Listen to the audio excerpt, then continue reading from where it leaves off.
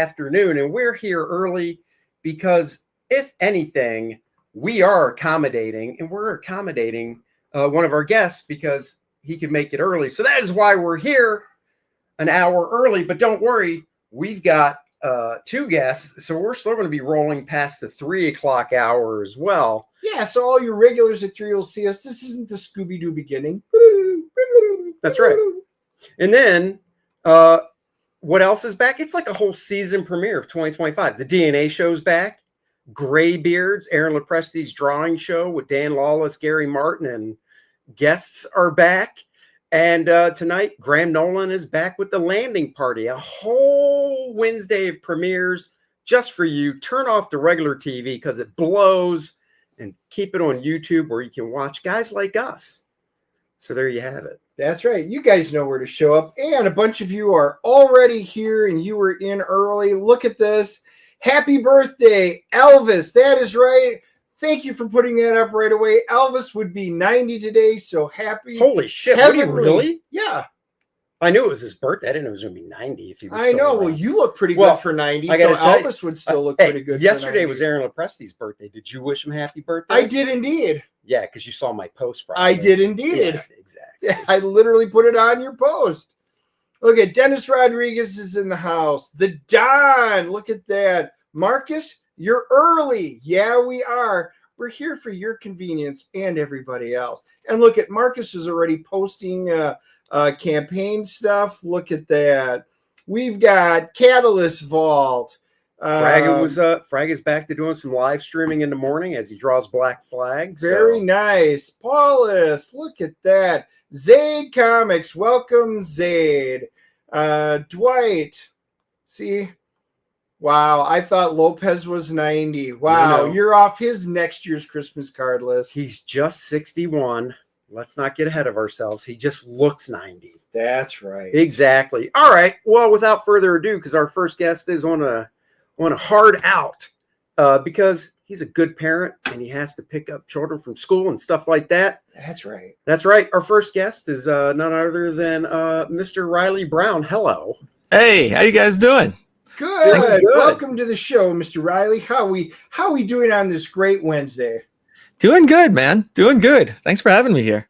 Here's the key question. Are the decorations down or are they still up in the house? They are mostly down as of this past weekend. So mostly down. Yeah, we still got some lights up. There's still like a Snoopy with a, scarf or two up around here or there, but the tree's gone. Most of the nutcrackers are taken down, all that stuff. So is it real tree or fake? Real. It's got to be real.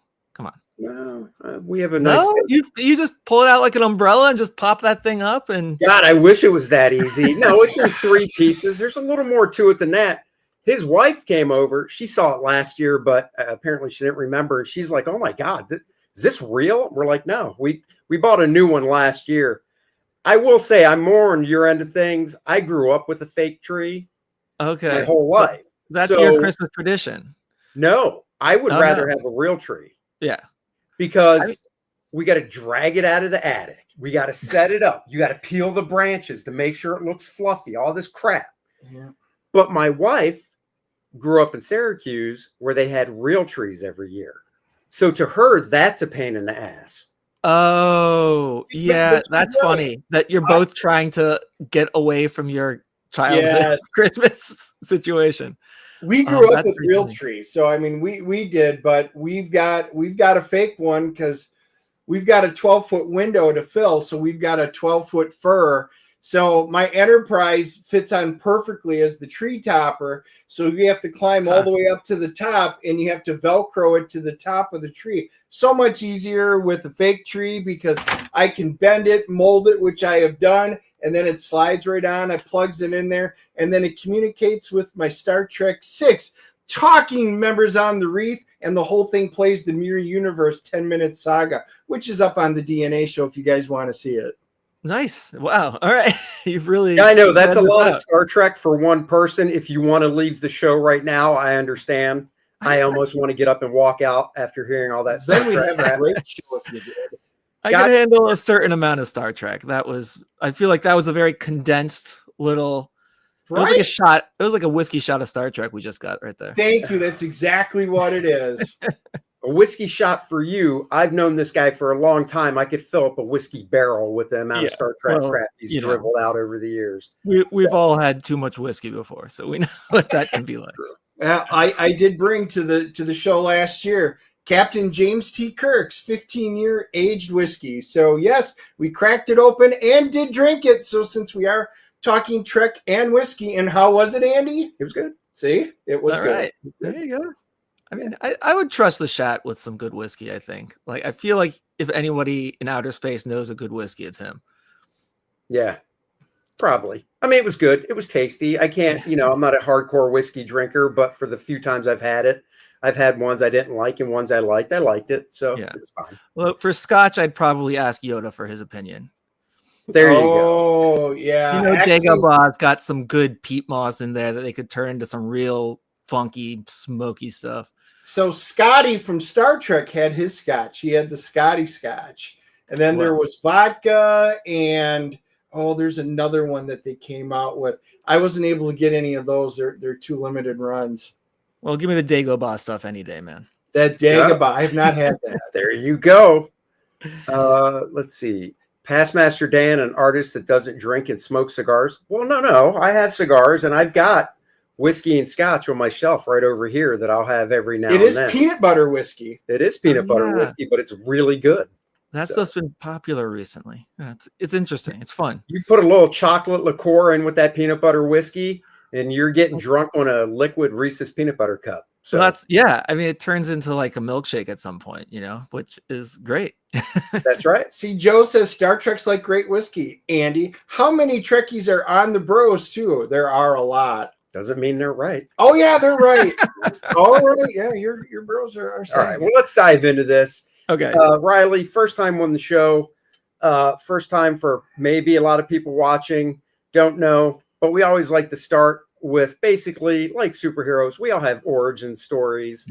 So, what got you into comics as a kid? Do you remember the first comic you ever read or bought? And let's go from there. I do.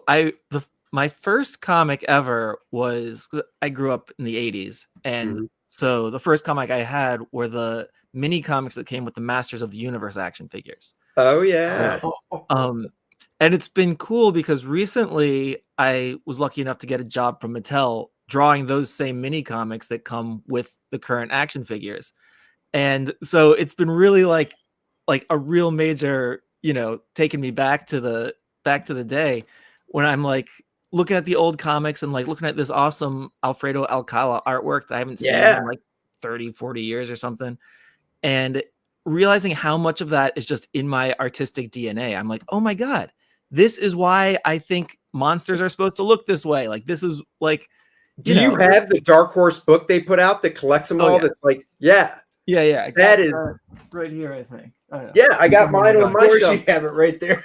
Dude, seriously, I still have like 4 or 5 of the original mini comics from He-Man as a kid. And then I was so thankful when that book came out to be able to see them all. It's so good. Well, you mentioned Alfredo Acala. What's that? You mentioned Alfredo Acala, whose stuff I love, but Mark Texeria's early work. Yep. Bruce Timm is in there. There's like Larry Houston. It was like some of his first work ever. Now he's famous for directing the X-Men animated series. But so many guys got their start. I mean, Alcala, it was towards the end of his career after he'd been drawing Conan for decades. But but it's awesome. I love that stuff. So do you have, the question is though, like, I only have one, but it's the most important, and I'm looking at it right now. I have my original 1983 first edition, if you want to call it that, He-Man figure still. I do too. It's not here. It's at my mom's place, and it's got it's like whatever random accessories he had on it, like the last time I played with him in like 1989 or whatever. I think he's got like Scareglow's cape and like Prince Adam's vest, and like it's pretty awesome. Yeah, that is so cool. And I've kept up. I've bought they did the reissue of the classic He-Man, which I bought it. And if you're not looking at them side by side, you're like, that is like the original from '83. But if you put them side by side, not quite. Well, there's close. something about those, like what they used the soft heads back then, and the amount of detail they could get on those was incredible. Like, when I saw you in person recently in Kentucky, we were at that toy show. There was one booth that had a bunch of these old He-Man figures from back then, and I was looking at it and just kind of like blown away by how fantastic the detail is. And for whatever reason, they still aren't able to make it look quite the same. But so did that lead you down the path of going, well, if they make comics this size, they must make them bigger?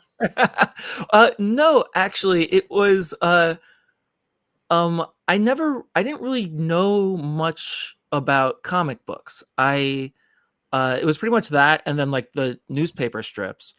And I always wanted a Spider-Man comic, but like my parents were like, no, we're not wasting money on stuff like that. But then, my mom would say that, but then my dad, you go out with dad, he'll get you whatever you ask for if you whine enough about it. But the one time we were at a place that had comics, and I was like, oh, I'm gonna, see how much whining I can do and see if I can get a Spider-Man comic out of this. It was like in '86 or something when Spider-Man had the black costume on. I was so confused because I was like, I like Spider-Man, but this isn't Spider-Man. And I was like looking at the cover and being like, it says Spider-Man, but it's got to be some kind of weird knockoff. So I didn't get it. and I didn't, that was like my shot for, maybe another 4 or 5 years. And it wasn't until I was in middle school, a friend of mine was a big comic book fan, and he gave everyone comics as like party favors at his birthday. And that had, all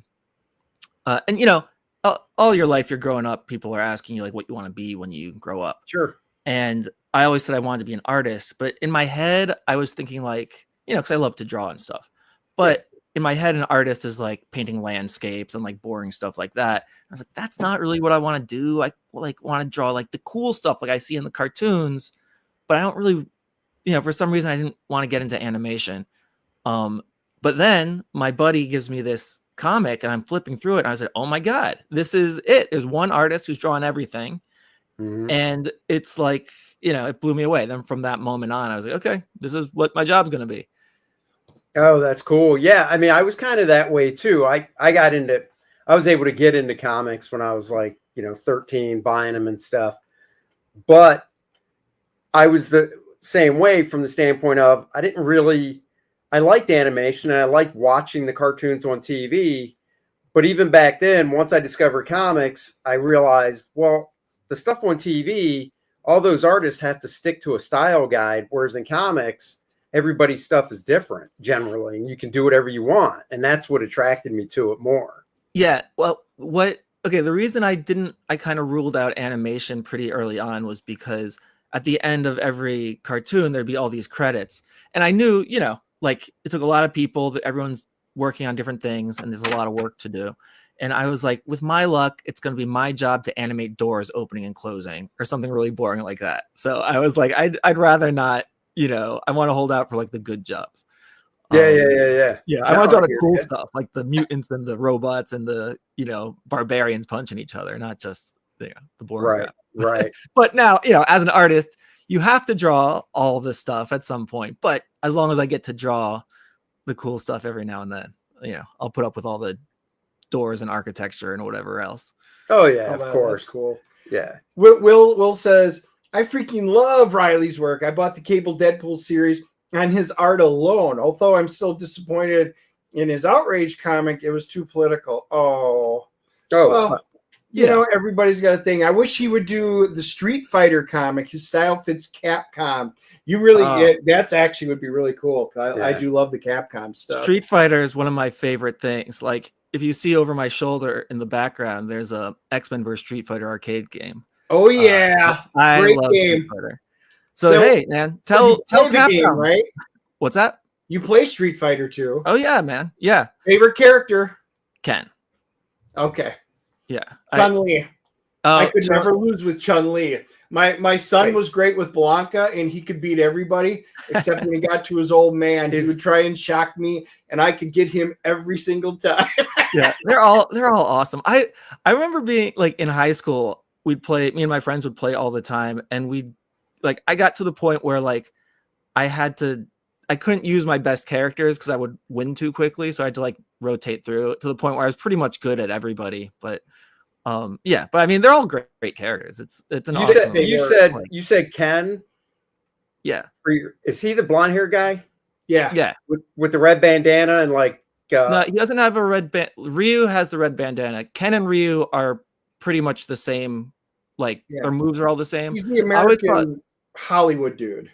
Well, I'm just asking. I've got 2 Street Fighter action figures that I got probably 28 years ago. Yeah. I don't know if you've seen them. Hold on. I'm going to grab one because the sculpt on these things is awesome. Okay. Is this going to be like the G.I. Joe Street Fighter guy? I don't know because I haven't even seen him.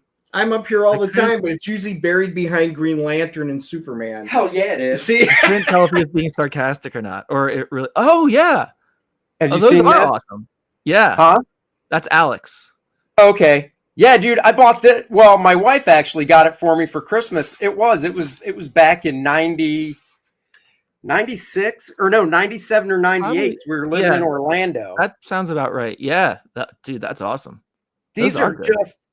Man, we were in a store in Orlando and I saw these and I'll be honest, I was never into playing video games and stuff. I just thought these sculpts were fantastic. And so I've had them ever since. I've only seen them at one other store recently and they're still on the card and not opened and stuff. And they're like $80 each. I'm like, holy crap. Right. Yeah. I mean, they're, those are small and those were hard to find. They weren't. Street Fighter never really took off as an action figure thing, but the diehards love it so much that they've been able to get away with some high end figures till recently. Yeah, I like. Do you buy any? Do you get any of the Street Fighter stuff that Udon puts out? Sometimes. Yeah, same here. I get them once in a while. Do you know who? It depends Alvin, do you know who Alvin Lee is? Alvin Lee is awesome. Omar Dogan is awesome. Yeah. Like some of those guys are just like unstoppable. Yeah. Alvin did a few things for Marvel with, you know, the Hulk and Spider-Man and stuff and like the kid type books. Yep. I'm just like, oh my God, I would love to see this on a monthly basis. Yeah. I mean, he's awesome. But yeah, dude, hey, listen. Write to Capcom or Udon or whoever. Tell them to give me a call. I've done a couple of covers here and there that have included Street Fighter characters when I can, but it's only been a few times. And those are some of the things I get the most excited about because it's like, like you're working on Marvel and DC stuff. So it's like superheroes. It's kind of like, a lot of those guys are cool. I've already drawn them though, or I sort of like, I expect to draw them at some point. But then when the Street Fighter characters come around, that always blows me away because it's like, it's not even on my radar. It's kind of like, whoa, I can draw Street Fighter guys. That's awesome.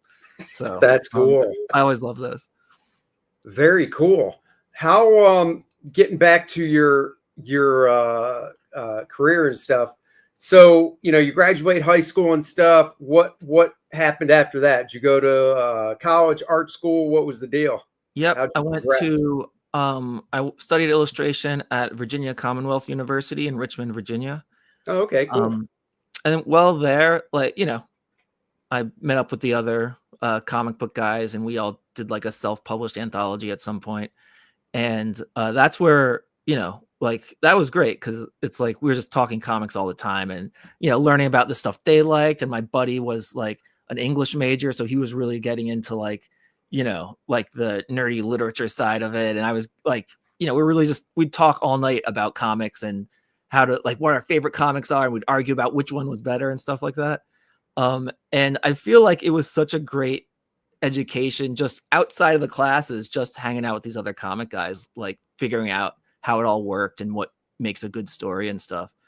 And then after college, I waited tables for a year, stayed home, waiting tables to save up money. And then I was like, I got to give this art thing a shot. And so I moved up to New Jersey where my uncle lived in Montclair, New Jersey, which is right outside New York City. Cause there's no publishing in Virginia. right? And I was like, I gotta, the internet was still a relatively, the internet wasn't new, but like social media and stuff was. So I still felt like I had to be where the action was. So I was like, I got to get up to where New York City is. That's where the publishers are. So I called up my Uncle Todd and said, hey, Uncle Todd, I'm coming up. I'm going to, crash on your couch for a few months if you don't mind. And he's like, okay, cool. And the plan was to be there for about 6 months. And in that time, I just went to a bunch of comic conventions.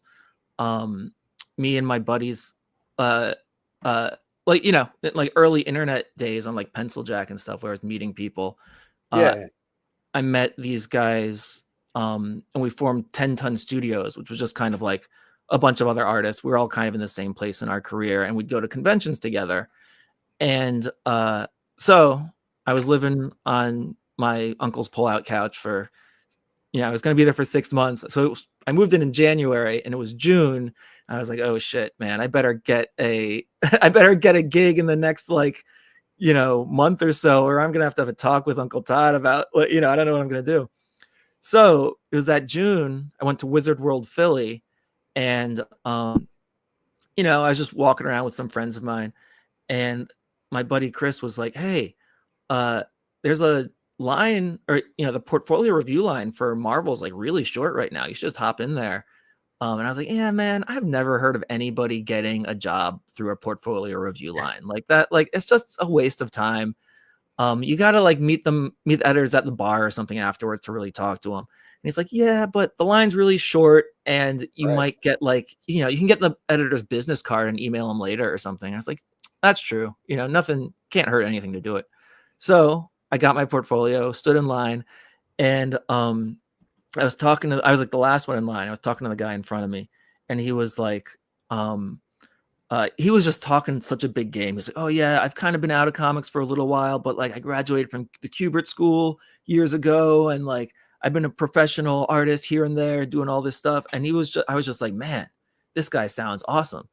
Then we start flipping through each other's portfolios, and I saw his work and was like, it was not up to snuff, let's say. Oh, wow. And I was just like, this is me. Like that, I can't see how bad I am because I'm trying my best and I look at my artwork and it's the best I can do.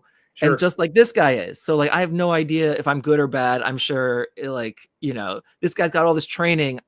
There's no way I'm as good as he is. And I don't think his stuff is very good. But then, it was finally my turn to sit down. I'm like, all right, well, let's face the music. I sat down in front of John Barber, who was a assistant editor at Marvel at the time, or maybe associate editor at the time. But he clearly been there all day and was like, all right, kid, let's see what you got. And I open up my portfolio and he kind of sits up a little straighter. And I was like, oh, that was a reaction. It wasn't bad. And he's flipping through. And he was like, hey, this is some pretty good stuff. I just kind of wish you had more of it here to show me. And I was like, oh shit. Cause before I sat down, I took out half the stuff that was older, which, a lot of that was more action stuff anyway. And so I was like, oh, I've got more. Cause they tell you, if any artists out there, if you're listening to this, there's all these rules about what you should have in your portfolio. Right. Those are because the editors are sick of looking at portfolios. So they're like, give me 3 pages that are the best things you've ever done. And that's it. So I can get you out of my hair. So I thought those recommendations were all in earnest. So I had maybe 5 or 10 pages or something. And it was probably 10 or 12 pages. And he's like, oh, I just wish there was more here. I was like, what? You guys are always saying fewer. Oh, okay. That's great. So then, the next day I came back, same situation, short portfolio review line. I had totally different stuff this time, sat down again, and this time talked to Nick Lowe. Okay. And same situation. He'd been there all day. He's like, all right. He opens it up and it's like, oh, okay. I'm like, hey, that was good too. So, and I was like, okay, so 2 reviews went pretty well. Who knows if anything will come of it. Got their business cards. And then at the bar later on, I saw them both sitting next to each other. And I was like, all right, dude, I've got to go say hi or something. I don't want to be that nerd, wannabe comic artist who's like bugging the editors for a job. I'm like, but this is like, they're talking to each other. Like, this is the one chance to like really say something. So I walk up and they're like, Reilly, we were just talking about you. I was like, yes, that was a good sign. They weren't like, who are you again? Oh yeah. So anyway, then, it was a week later. That, they were just like, hey, send us new samples as you do them. Keep in touch. You got our emails. I was like, okay, cool. Like that, that went pretty well. And then a week later, I was still thinking like, okay, like I got to figure out what I'm doing with Uncle Todd now. Like, is he going to throw me out? Am I going to be able to pay rent or whatever? And I'm walking the neighbor's dog, and I've got like a bag of poop in one hand and the dog leash in the other. And my phone rings, and it's like, what it would say, like unknown number or whatever. And I was like, who is this? I'm like, all right, like figuring out the poop and the dog situation. I answer it, and it's like, oh, this is John Barber. Reilly, I was wondering what your schedule was like, if you're available to do some work. And I was like, yes. But I was like, let me check my schedule and get back to you. I'm pretty busy, but what are you thinking? And anyway, so that was so it worked out pretty well. And that became the Marvel 2005 holiday special, which was my first, professionally Very awesome. work. That's cool. What character was it? Do you remember? It was the Avengers Christmas party. So it was like, so it was kind of like all the new Avengers from like the Bendis days, plus Spider-Man was in the Avengers then. Yeah. So it was like all of them, plus Doctor Strange, because we were at Doctor Strange's apartment. Yeah. And it was a lot of fun. Jeff Parker wrote it. And it was really good. So it was a good start. And then, of course, the thing is, so you do your first issue there, and you're like, okay, what's the next job? And they're like, we'll let you know.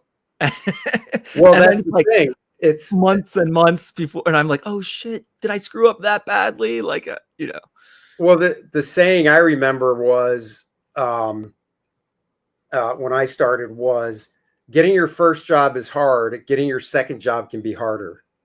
Yeah. Well, it wasn't that bad. I don't know, because I was up there in, I was just outside in New York City. Sure. I was like, made it a point to go in every month or so just to say hi, show them what I've been doing. Because I was like, instead of just which I emailed them as well, but instead of just that, I want to like go in, put in some FaceTime. Oh yeah. And you get to meet everybody, and then it wasn't that long before Nicole Boos reached out and was like, hey, we've got some fill-in issues for Cable and Deadpool.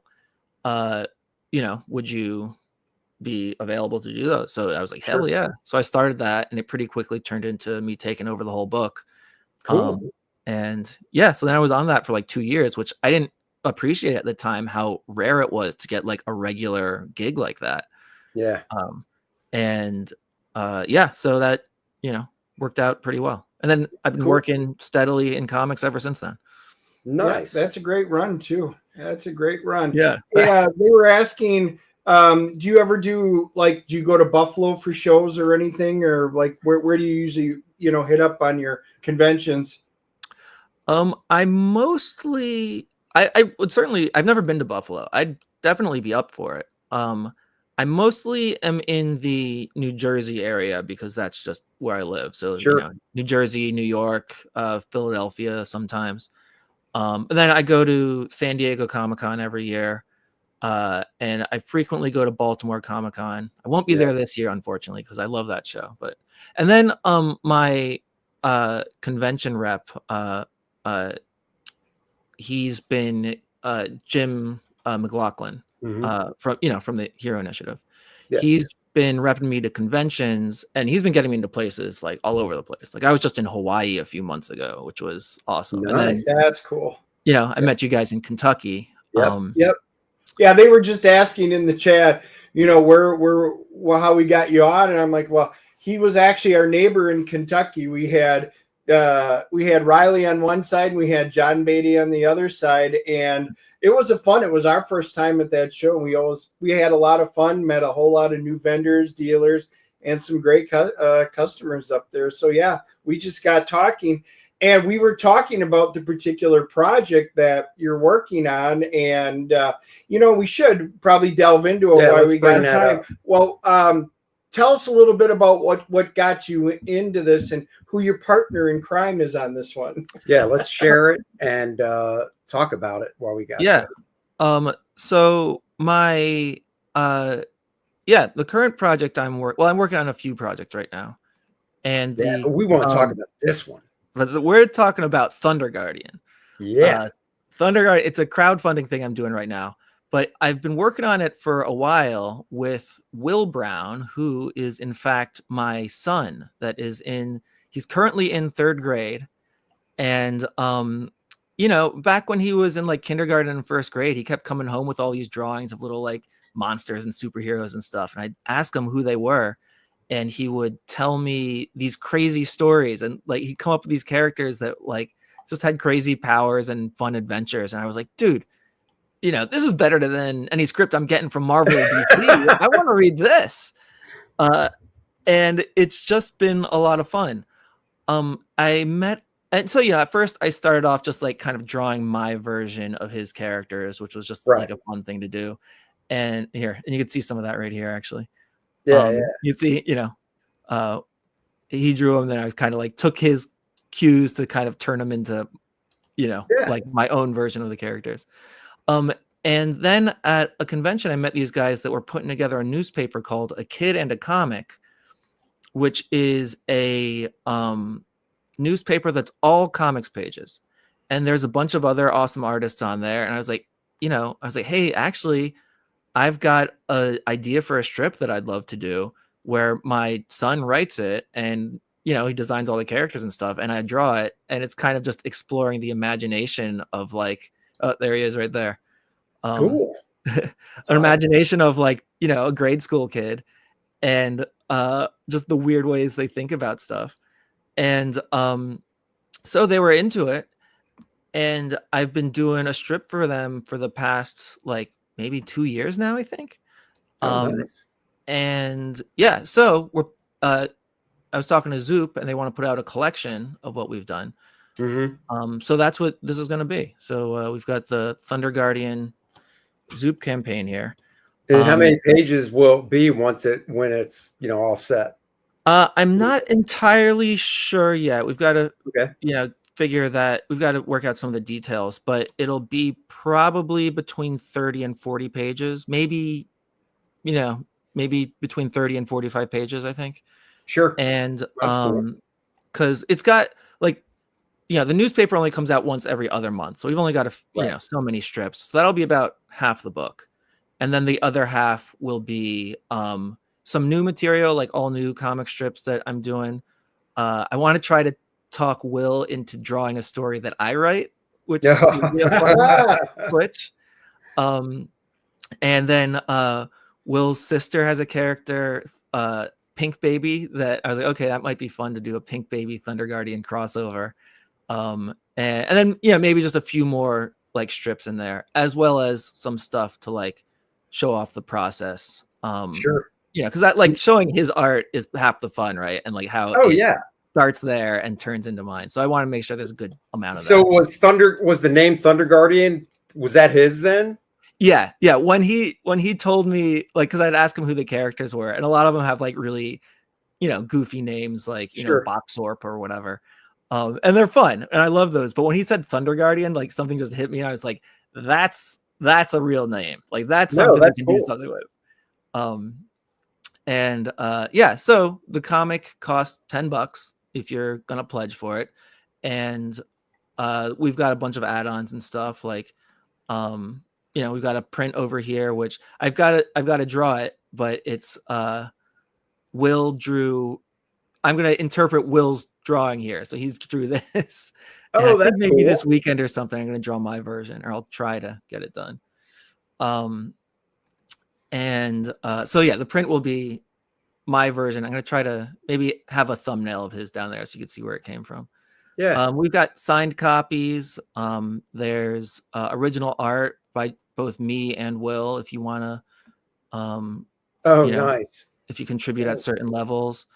And that had more original art options, but they have been sold out already. Sure. But yeah, so that's what it's all about. Oh, that's really cool, man. I mean, I remember looking at it at your table and just being like, this is freaking cool, and saying, you should crowdfund. You're like, I am going to crowdfund it. I was like, well, I'll be there. Yeah. So, yeah, that is super cool. And you're doing everything. I mean, you're coloring it, right? Yeah. Yeah. Are you doing the lettering too? Yeah, I'm doing I'm doing the whole thing because I just felt weird asking, my usual collaborators to like color or letter my 6-year-old's comic. Like that's a level of like narcissism or something that I'm like, I can't do that. I just have to do it all on my own. Did you have to teach yourself how, because I assume you're doing digital lettering, obviously. Did you have to teach yourself how to letter, or did you already know how? Or oh yeah, I've known how. I've lettered stuff on my own before. okay. There's I had to brush up on it. Like it's been a few years since I've really done that part of it. And I had to brush up on certain things, but yeah, it kind of came, the biggest thing is just figuring out how Adobe Illustrator works, because that is just like the most nonsensical program. I know I was going to ask you, because I know some people just will use Photoshop for lettering, and I did it first, but then once I got it, the whole creative suite thing, I was like, well, I might as well try Illustrator. So, I bought a couple books on digital lettering and stuff, and yeah, I'm probably like you. I can do a good enough job, but if I needed to really like hit a home run, that's when I'll talk to a buddy of mine that's a professional letterer. Right. Yeah. Like I can do the regular balloons pretty well, but when they start to get like the wobble, like here on the screen, you can see like I have a couple of good wobbly ones I've made, but some of like the tails get a little weird. It's like haven't quite mastered it yet. But like Illustrator is just like, it's so close to Photoshop in like operating system and stuff and how you use it, except for everything is just a little different. So it's like the hotkeys don't quite do what you want them to do, and like the things aren't in the right menu that you'd expect them to be, and it's just like really kind of annoying. Yeah. No, I know what you mean. I mean, I think the only thing I use Illustrator for is lettering. Yeah, that is it. Although the logo was designed by Taylor Esposito, that was one thing. That's a weakness of mine. I can't come up with good logos, and Taylor is like, one of the best. So no, definitely. Randy says we've got 2 backers so far. We need 2 more for the official DNA bump. So guys, get on that. Go back this. Hell yeah! Thank you guys. Get on it. What's the delivery date looking like? Sometime this spring or summer, because my whole family's coming out to San Diego Comic-Con this year, and so I really want to have it done by then, so that I could sit there with Will and sign it at the table and everything, and I think that'll be awesome. So wait, now how old is Will now? He's 8 years old now. He's in 3rd grade. So he knows how to write, so he can sign his name. Okay, just making sure. Yeah. So you're going to eventually have. We've got a couple people in the chat saying that they don't use Zoop, but they will wait till it hits a web store. Assuming once you're done fulfilling, it's going to be available on your different platforms. I don't really have a retail platform, so but whatever, hit me up. I guess I could mail it to you or something, or if you see me at a convention, I'll definitely have them there. Although like Zoop makes it easier for me. So. Yeah, I mean, for people that say they don't use it, I've used it. I mean, if there's something on one of the crowdfunding sites I like, I back it. Yeah, same here. Fund My Comic, Zoop, Indiegogo, whatever, I back it. Kickstarter. So, they all work pretty close to the same. Yeah. One of the guys said he's from Canada, so he had to do the digital tier because, well, they're still having all the Canadian post office issues and stuff. Really? So they're glad you offer a digital version for the foreigners. Yeah. Okay. Yeah. I was totally unaware of that. So. Oh yeah, the post as far as I know, the post office is still not shooting stuff to Canada from here because of their side, not our side. Yeah, there was some strike thing going on. Oh, maybe I did hear about that. Yeah. Well, So, anyway, and hopefully it's they figure it expensive. out. Oh, Randy, there's our resident expert says the Canadian Post Office is okay. Oh. Still expensive, but Right. it's still okay. So it is back up and running. So that is good news. Well, Thank and I God. expect it'll be, we're not mailing them out tomorrow. It's going to be like, Oh, yeah. I've still got a significant amount of work to do on this. So it's going to be like around, maybe June or July for delivery date. Sure. No, that's Hopefully cool, man. Canada has their postal situation figured out by then. That is cool, man. Well, like I told you, I thought it looked great. So Yeah. I thought it was a cool, fun idea project you get to work with your family on. Yeah. I mean, it hit all the right buttons, and we were glad it was still up because we were trying to find a time to get you on to talk about this because it's just such a fun project. Yeah. Yeah. Well, and one of the things that's so fun about it is like when you work with, somebody who only has, 6 to 8 years of experience on the planet, like their ideas of how the world works is so bonkers that like it's just awesome. Like there's so many things in there that it's like, okay, like sure, that's how outer space works. well, The basic. Oh, go ahead. well, I was just going to say you were literally kind of working. Correct me if I'm wrong, but kind of like the old Stan Lee method in the 60s where you're just talking the idea, then you sit down and have to actually break it up into panels and draw. Because I don't imagine he's sitting there going, hold on, Dad, I'm typing up a full script. Give me a second. Panel one. I do have to do a bit of, take some editorial liberties here and there because he'll tell me a story and then I'll be like, okay, wait, you've got to tell. He'll like drop in like a crazy thing. I'm like, wait, you've got to tell me more about that guy. And then he'll go off on a whole thing that like contradicts the first story in a way that, sometimes that's fine, but sometimes it's like, wait, these are mutually exclusive right now. Right. Yeah. And Brian's asking in the chat, is the digital a vertical scroll or is horizontal flip format?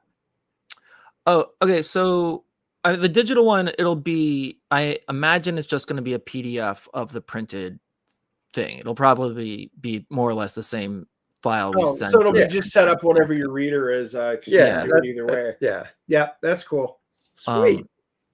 But it is like, you've seen the comic strip. So the book is going to be formatted horizontally to like accommodate like newspaper strip sized things. So, if that is a factor. No, that's cool. I get it. It's basically like a PDF. You scroll it just like you scroll on the screen right here. Yeah. So that's cool. But here's the question: since it is going to be set up that way, are you stapling? Do you even know is it going to staple on the top so it flips up, or are you able to staple on the side? It'll staple on the side. Oh, nice. Okay. God, I love that. That is such a cool look being in the letterbox, format for the whole book. Yeah, and it's fun. It'll be like any, like if you were to get a collection of Flash Gordon or something like that, and it like opens up like long ways. Dude, that's so cool. Well, guys, go check this out and give it a back. It's fun. I was going to say in the link for those of you watching it on YouTube, I have it directly in the description. If you're watching this on Rumble, also in the description, in their description box. And if you're watching this on X, which a lot of you are right now, our wonderful mods have all the links and they're posted as replies right into it. So guys, no matter what format, you have the access to Reilly's campaign here. So go back give it a shout. And if you are from Canada or Ireland or Australia, he does have a digital version to make it real easy for you. That's right. Take it anywhere. So there you go. Well, very cool, man. Yeah. I'm going to drop that down. Might as well let you, because I know you got to run soon, but our other guest, Vaughn Coleman, is going on. Vaughn, Reilly, I assume you don't know each other. No, I don't think so, but are you on the guest? You're on the guest list for Garden State Winterfest, right? Yes, I'll be All right, there. then I'll see you there. All right. Oh, cool. I'm on there. I'm going there too. Are you a New Jersey guy also? Yep. Oh, cool.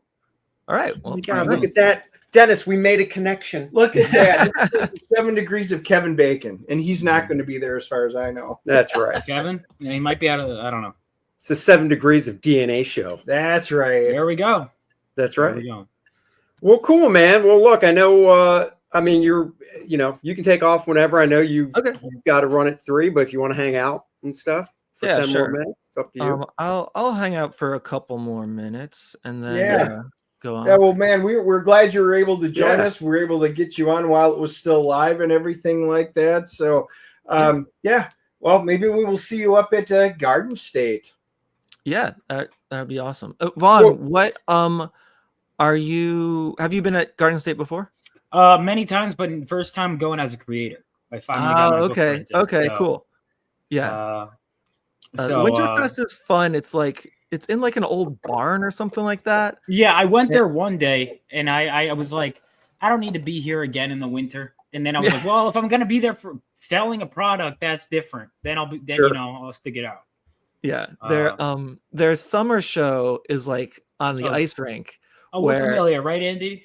Oh yeah, we're familiar. Oh yeah, you guys but they're moving it to another ice rink. I know. I was like, they're moving it. I checked the address. Like, God damn it, it's another ice rink. It's just a large but one, it's a really big one that everybody gets to be in the same room. But hopefully that one won't be cold.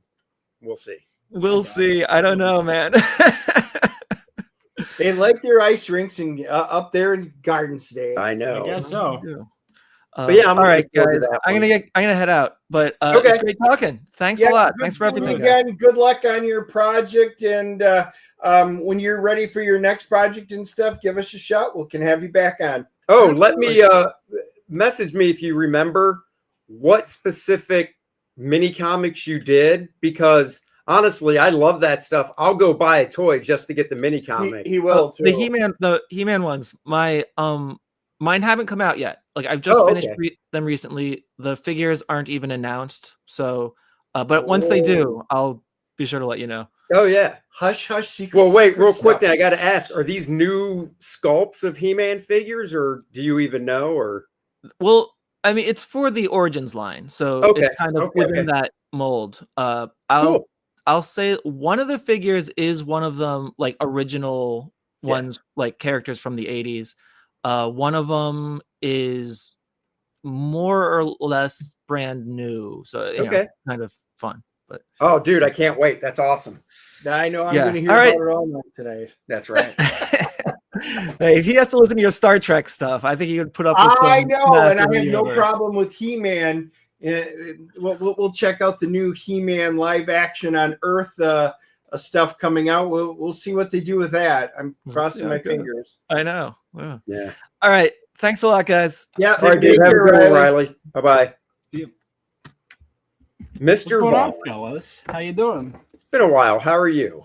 I'm good. I just launched a comic in January against everyone's suggestions. So yeah, I know. You did. You bucked the trend. I was going to say you bucked the system.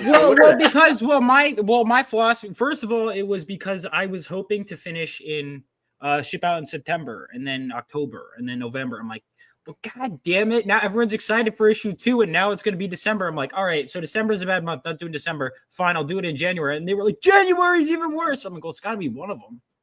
They're like, you could wait till April. I'm like, no, I have the whole books colored. Right. I'm not. We hear you. I mean, you never. That's why I said it for 60 days. No, I didn't know. That's why I got it. And then of course my email list. They're like, you know how like we have 700 people that are getting emails. Like, what if they didn't get them? Would that be cool? I'm like, no. 30% of people are now getting my emails. Really?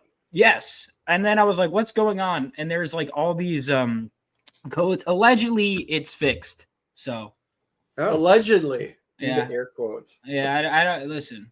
I'll believe it when I see it. So wait, are you saying that that's like an email going out from like an update from the Fund My Comic site? Well, no, my mail. Yeah, yeah. Okay, I know what you're saying. Yeah. So, but I mean, it's been good though. The success I got my first day, I'm very happy with how it turned out in the weekend. See, because you bucked the system. That's right. why. Well, it's also no one else is going to be stupid enough to launch a campaign in January, so I have no competition. Right. Yeah, exactly. So you might as well take advantage of it. Yeah. So give us the so I assume besides obviously you writing it again, same creative team, artist and everything? Yeah, well, except for the colorist. So the colorist, he was able to do the cover, but he couldn't do the interiors in time for the deadline, like because he wouldn't have been ready to start until like around January, and I wanted to get on it, so I did switch interior colorists. But he is, he did a pretty good job, I think, matching the style. Obviously you could tell differences, but I think he did a pretty good job. But otherwise, same exact interior team, and same letterer, same artist. And so that's been something great. What else is it's gonna be going on Indiegogo soon as well as Kickstarter. So I wanted to fund it on Fund My Comic, and then if there's anyone that's like I know there's still some people that prefer Indiegogo, so I do already have the sign up for that in case, but I won't launch it until after it funds on Fund My Comic, which we're 20% away from. Do you want to I know this is all stuff we usually talk to off air before the show. Do you want to share your screen? So God. Yeah, no, I'm kidding. Yeah, I got it. Well, it's easier because as you're part way, then you can scroll through it at your convenience. Yeah. Yes. Hit the high point. I know I reached out to you after the first one. I really enjoyed your first Thank one. you. So for those of you that don't know Vaughn's first book, I'm sure he's going to have a Get It All tier, because that was a really great story. Thank you. It had heart, and that's one thing that I think is missing in so many of today's big 2, big 3 comics. Is it just doesn't have heart. Vaughn's comic had a lot of heart. Loved it. So looking forward to the second one.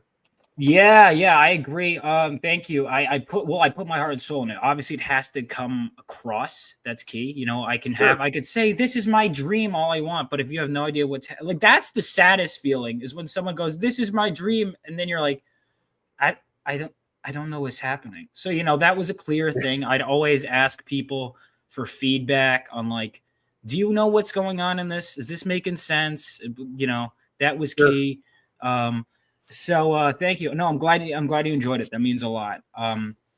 So that was your obviously you're a young guy. That was your very first foray into writing and basically being a publisher, having to handle all this stuff. Oh God, I didn't realize how much it was. What would you? What would you say you've like learned or realized? I'm not going to make that mistake again on this second go around. Anything pop out to you?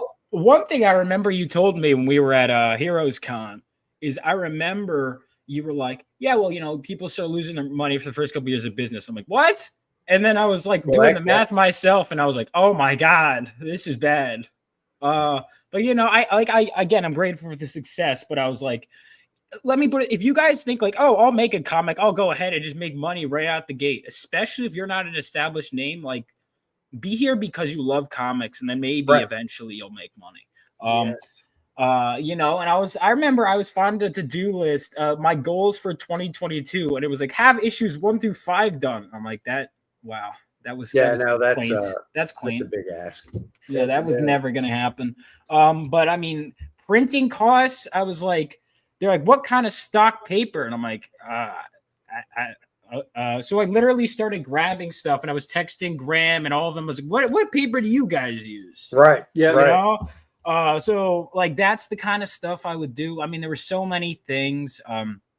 Business expensive outreach. You realize how important outreach is. A lot of people, I'm like, you understand why a lot of people are willing to put up with the corporate crap, whatever, because at least they get to sit there and draw or write. Because you have to, advertising is like the most important. It's a full-time job. Oh yeah. I mean, doing this type of thing. I just answered some questions for an interview, and one of them, the last one was basically any advice, that type of stuff.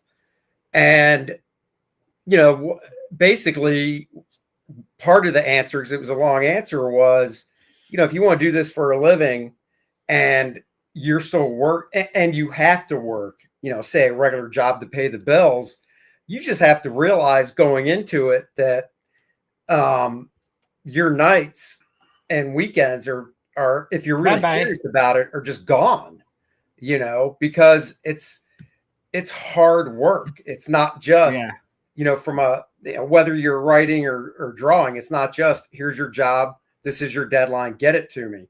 You got to promote it. I mentioned one of the things I mentioned in the answer was you know, social media is good for promoting stuff, but the best one is basically YouTube because it really gives you that connection. I think that and Twitter. Yeah, Right. absolutely. Instagram, Facebook actually banned my website. So for the book, Really? For my original thing, because I think the only thing I can think of is it has a cartoon gun in the logo, which is guns Really? bad. Yes, Wow. I'm not even joking. And they were like, the first time I saw it, I was on Instagram. There, we don't allow people promoting terrorism. I was like, what? I'm promoting my all ages book. What are you talking about?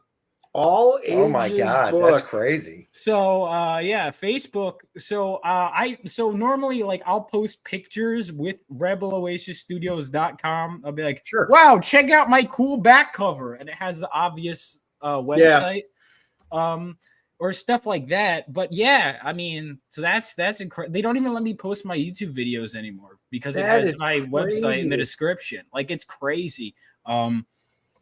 So Hey, that's George fun. Bear Studios is thanking you for all the advice and info you've given him on Twitter. See, Oh, you're welcome.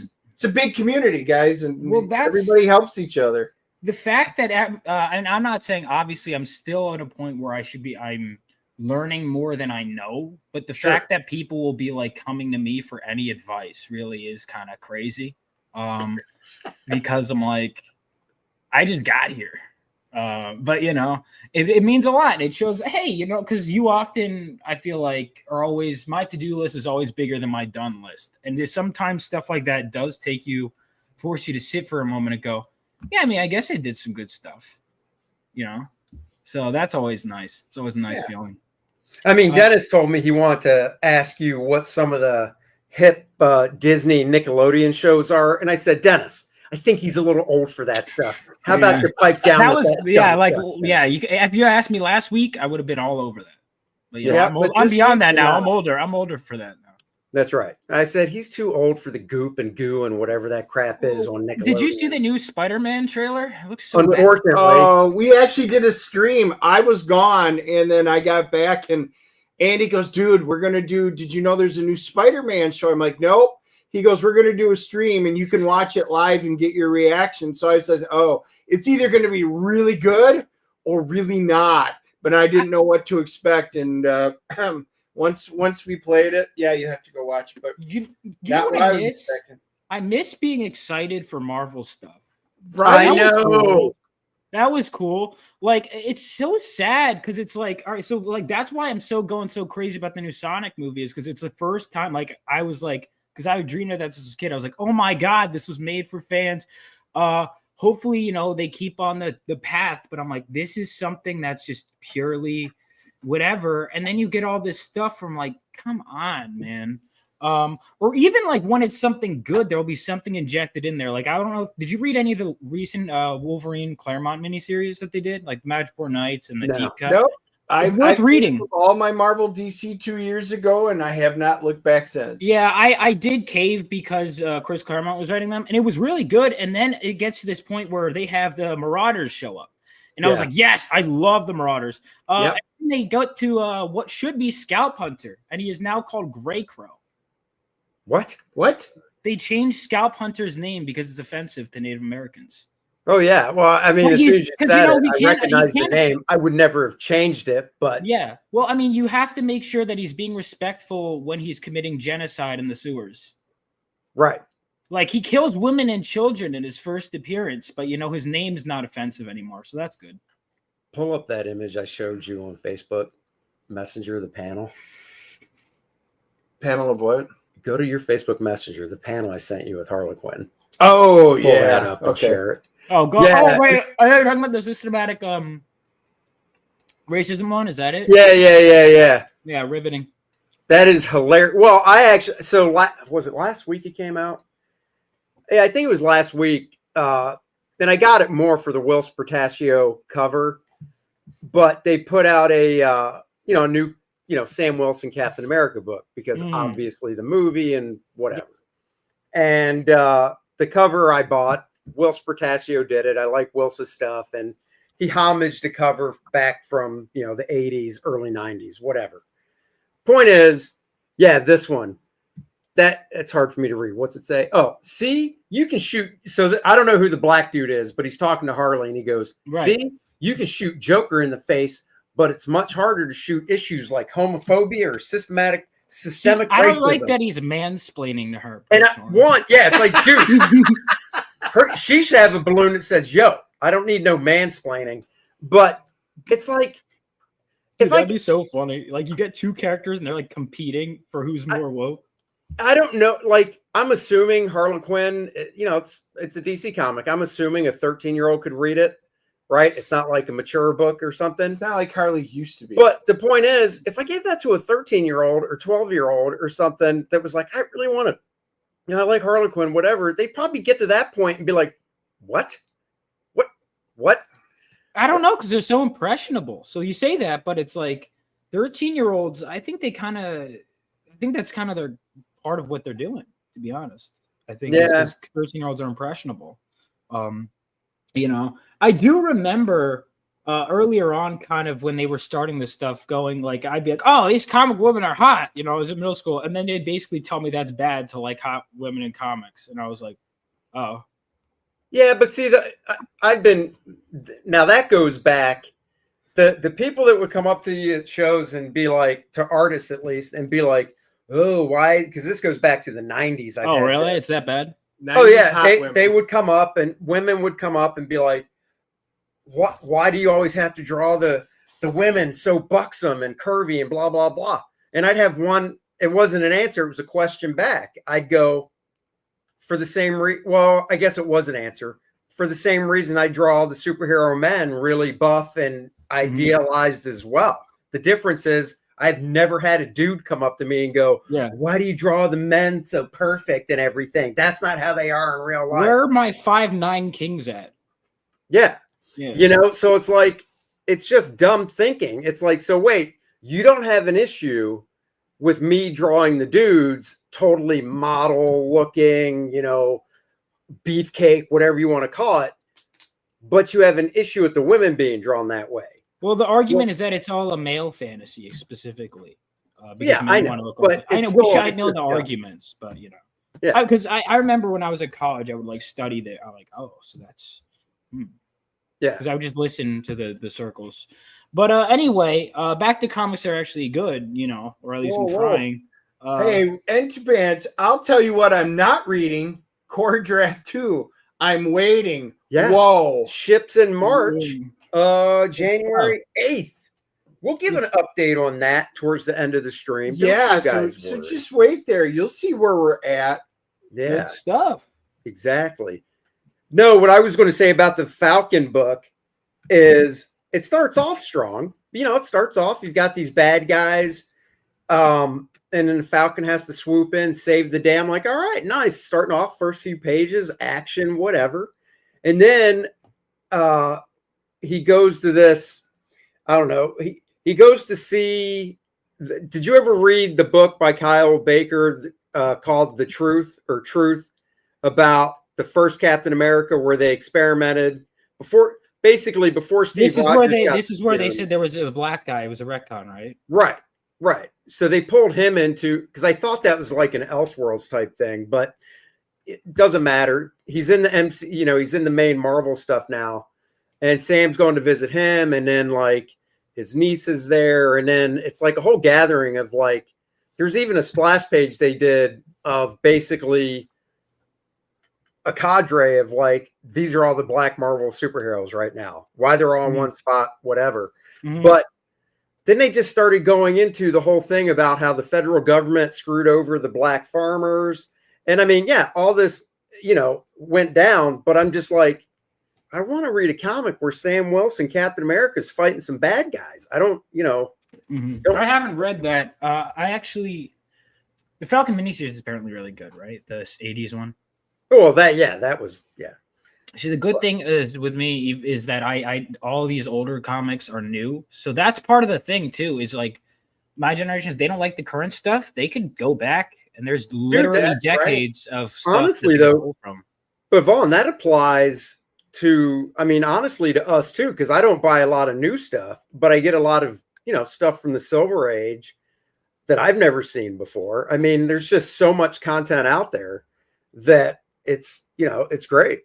So, oh yeah, I think that was brought up in the book too. So, I haven't read that. Yeah, don't waste your time. Yeah, I'm in the middle of like what I'm currently reading. There's the Blood and Claws Wolverine storyline. Oh yeah, yeah. So I'm reading that. I read Extinction Agenda, so like I'm almost done with the X-Men stuff. But like you were saying, like it's easier when I just say I'm writing, but the truth is I don't actually get to write all that much because advertising and all of that is so much work. Sure. And building the company and building a website and then building Global Comics. Okay, so now I have like, where do I send my audience to? Do I have an audience? There's some people on this platform, and you have to use socials all the time. And then often, you'll get distracted, but it's like, and the thing is, you have to get your clock. It's not like if you're working a 9 to 5, I work this amount of time.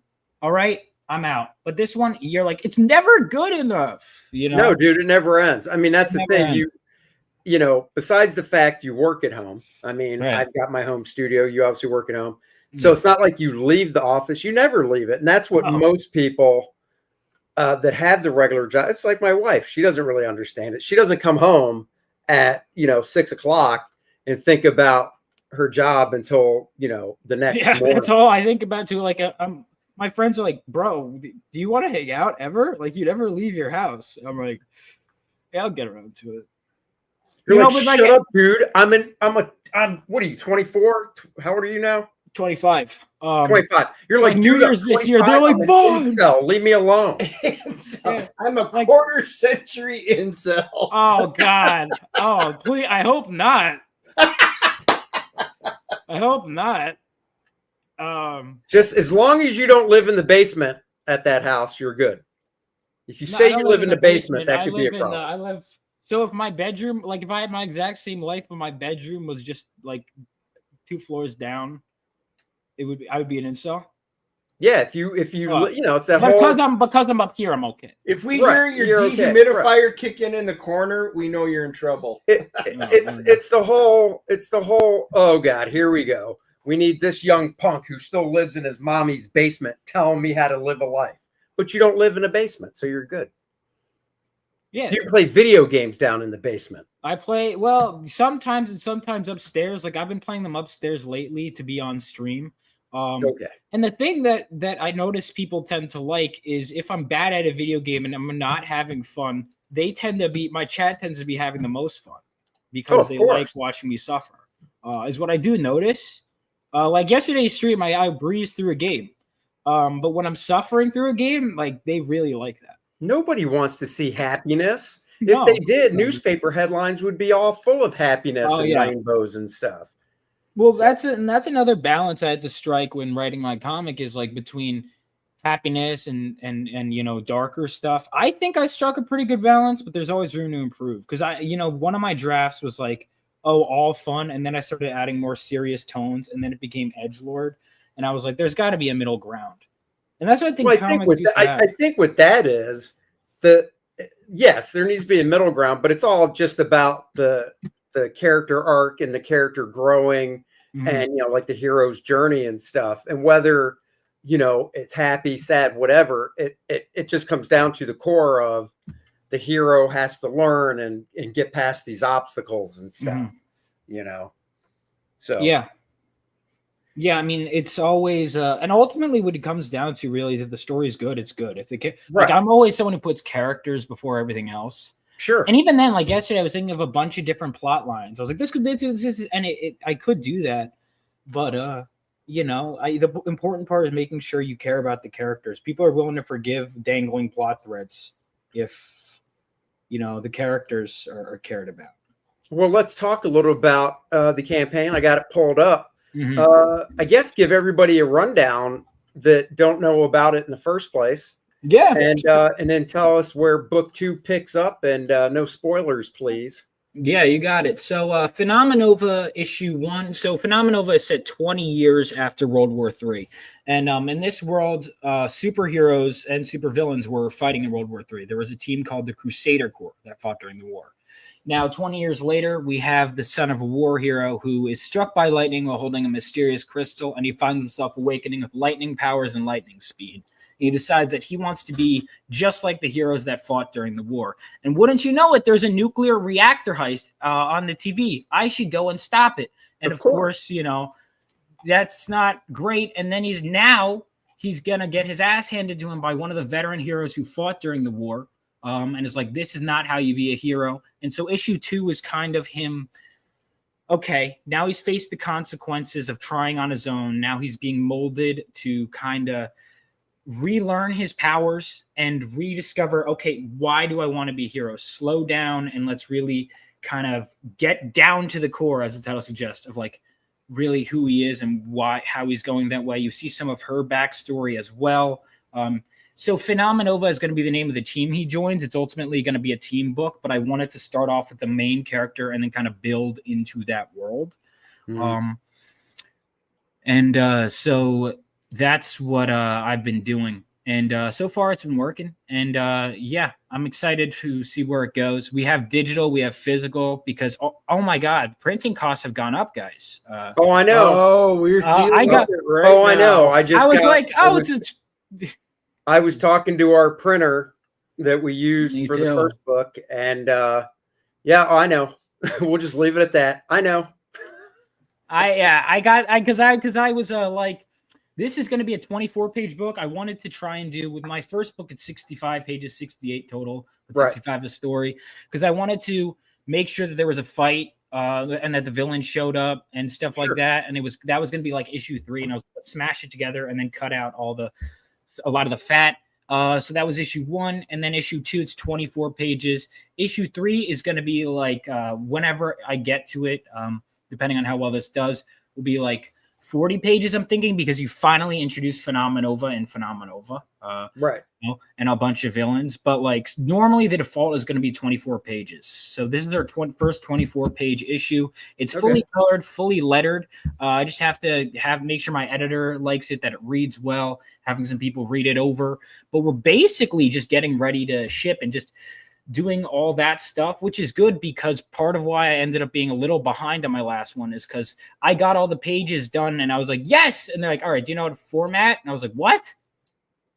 So I had all these things that I didn't know about. Wait, did you do that yourself? You didn't hire that out? No, I hired that out because someone was explaining it to me. I was like, I'm just gonna pay someone to do this, honestly. Yeah, no, there are things.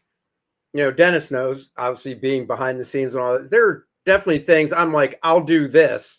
Yeah, but there are other things I'm like, I'm not touching that. That's what I can pay somebody to do. I don't know how. I've got better things to do. Yeah, no, exactly. It's sometimes you just got to go. It's not giving me energy. You know, there's a lot of tasks where I'm like, that's just gonna distract from my energy, and I think I have decent momentum. Oh, by the way, thank you, Randy. You know, so yeah. I mean, that's what I wanted to do. You can also read the first 10 pages on Global Comics and get the PDF there, or you could even buy issue 1 already. It's ready to ship on my website. Both of those links you could find on the Fund My Comic. Also through my website, you can find the sign up. If you go to the Coming Soon, you can find the sign up lists for the Kickstarter and the Indiegogo if you're partial to either of those. Yeah, Randy's posted that in the chat. So on Global, though, that's a digital download, right? Is that how that works? Yeah. Well, it's a digital download, or you could read them. There's a panel-to-panel thing, but you can only read the first 10 pages with that. And the rest you could do with the subscription. You could read it. Oh, okay, cool. Yeah, no, Randy, I get it. Part of why I really want to focus on digital a lot, I'm still doing physical because there's a demand for it.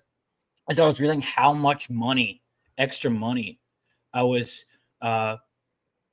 spending on print, and I'm like, outside of just paying the artists and stuff, I'm like, oh my God. Sure. I was like, Jesus, but the fact of the matter is, I would say, how would it feel if I went mostly digital? The truth is, though, everyone who holds it in their hands, no one's been like, I regret this. You know, everyone who holds it likes it. And there are people that have told me I'm not buying digital. I have no interest. And I'm like, okay. Yeah, so no, I mean, both options, but right. I think it's a good thing to do. Yeah. I get if I back a book, it's always physical. If it comes with the digital, that's fine. But dude, I tell you, I say out of every book I've backed that comes with the digital one, which obviously arrives first because they always go, okay, here's your digital copy and an update or whatever. I save it because I figure, well, it came with it. So I'm going to definitely save it to my hard drive. But once I save it, I click it just to make sure it opens and there's nothing wrong with the file. And then I pretty much close it because I'd rather wait till I get the physical one in hand to sit down and look at. And yeah, so guys, there's no graybeards tonight out of respect for what's happening, what's going on with David Williams' family. God bless. So send prayers out to David Williams right now. He's going through a hard time with his family stuff. And if you're interested, this is the GoFundMe that you can help David and his family out. Yep.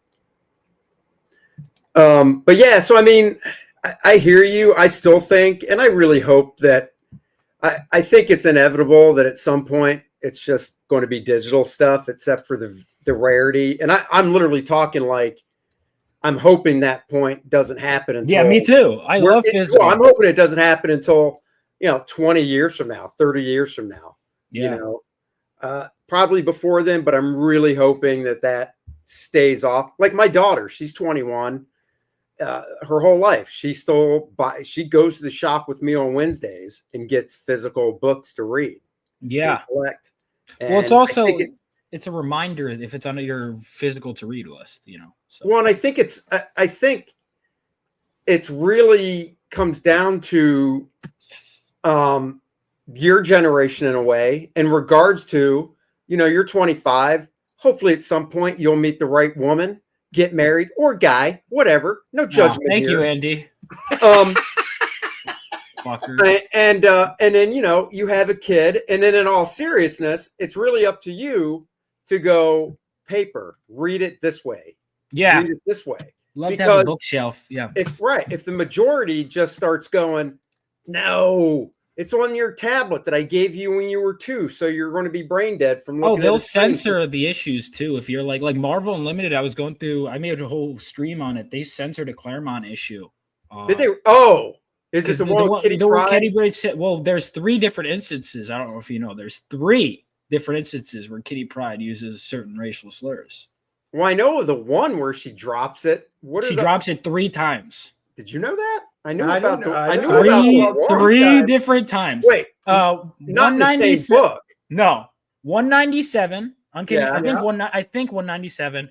God Loves Man Kills. Oh yeah. And New Mutants number 50. Oh no way! New Mutants number 50. Kitty Pryde drops it again. He drops like a whole list of them at the end.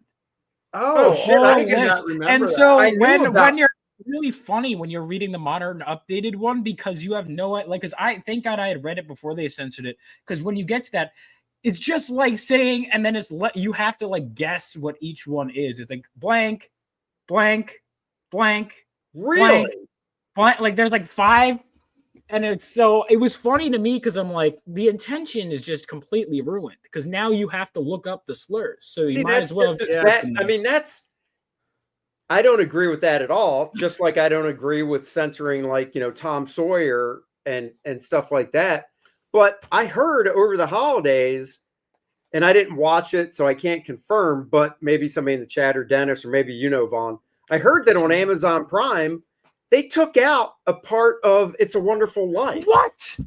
What did they do? That movie's perfect. Home Alone, I know. Too, they did because what did they do?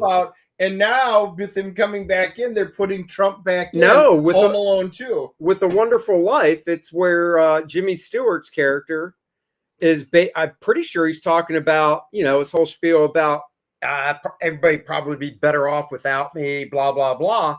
And they took it out because obviously suicide. So but that's took the it out. point. The point when he's on the bridge? Yeah, and it's like, why would you take that out of the movie? That is the heart and point premise of it. Right. Wait, so what, my question? So hang on, if they do that, because I just watched it again the holidays, and this time I actually like teared up at the end. Like, and I've seen this movie before. I knew it was coming, but this time I don't know what it was. It was just the timing. I was like, oh my God, sure. Like Angel gets his way, But I was like, I can't even imagine. So what is the plot in this version of the film? If you take out, I don't know. I was just, as soon as I heard He that, goes on a random quest with no explanation. I have no idea. He's Googling it to see what the exact deal is, because I think that's a movie that on Christmas Eve, one of the networks, I believe, still plays it. And I don't think it's edited there, but I heard Amazon Prime did do that. But I mean, shit, Dennis and I went to see a movie. Well, I mean, we see one every week, but one of the ones we saw last year was produced by, Amazon and, some other companies, how they mass produce something. But it had a freaking trigger warning before the movie. You remember the one I'm talking about? Yeah, because we were laughing. We were like, are they really triggering? They warned us before the movie. We're like, oh my God, is it going to be that bad? And then we got done with the movie and we're like, did you need a warning? I'm like, no. No. And and I think it was already an R-rated movie. So it's like, and it was about it was, I can't remember the name of the movie, but it wasn't, I'm pretty sure it wasn't like a rape scene, but it was still, a violent sexual assault type scene, whatever. And, we see the trigger warning before the movie and we're like, all right, now it's got to be so apparent. It's just going to smack us in the face. We'll be like, oh yeah, I get it. No, movie ended. And I'm like, yeah, no, there was no reason to. You have to like figure out what set them off. It's nuts. Yeah, there it is. The scene with George Bailey looking at himself and wondering if he would be better off dead is the turning point of the whole film. Right. In this scene, he looks at his life and speaks of how he will be more valuable dead than alive. Yep, they ripped it out. They took it out. That literally is the point of the entire movie. Amazon did. Yeah. Oh, I mean, it's just like, what are you doing? Stop doing stuff like that, because like you said, that is the point of the movie. And, if you're watching it with, I mean, that's a movie you can watch. It's all ages. Dude, they're starting to run warnings about heterosexual relationships on movies now. No shit. I saw Chris Gore tweeted out the other day. I saw that too. I'm like, did you see? Are you serious? What? I didn't see that. Did you see Psylocke and Rachel Summers are a couple now? Yes. Really? When I say see it, no, because I don't read it anymore, but I have heard that because, everybody knows I was an X-Men guy. So they love giving me little tidbits when they see me. Hey, did you know? And I'm like, yeah, no, that's another reason. Well, here's the thing. Claremont did plan on having Rachel be bisexual, but it's like, I just don't see those two. Also, was Psylocke ever hinted at being anything other than straight? Not that I know. Not even when she was Betsy Braddock back in the old days with any version. Or Quanon, or no. Now, Rachel, even when she came out, she did have the look. She did have the she had the look. Hair. She kind of was set up. It was never officially talked about, really even hinted, but the underlings were there for Rachel. Yeah. Really? Going back. Yeah. Look at that haircut, man. Look at that haircut, dude. Right? Exactly. Yeah, that's true. I mean, you do model your haircut after hers. After hers? You complained when I had long hair. Now you complain that I have short hair. Hey, there's just no pleasing some people. You just gotta shave it all off. Then it won't. It's my inner thighs. No, I need to look human. You would look just fine. In fact, there's a perfect. Oh my God, I gotta find this. There's a perfect haircut that I think Dennis would rock great. Oh, I hope it's a mullet. I've already done that. Vaughn, I'm not sure about you because you're young. Can you even grow facial hair yet or no? This is like after a week of not shaving. Okay, so the answer is no. No. Well, actually, it might be. Yeah, I mean, I've never really tried because I just after a certain amount of time, I'm like, this is just like a sad look. That's okay. Vaughn. No, but I don't want to anyway. I was telling Dennis I didn't start actually shaving, I think, until I was probably 27, 28. Mm-hmm. So, and back then I was like, this blows. I wish I could shave.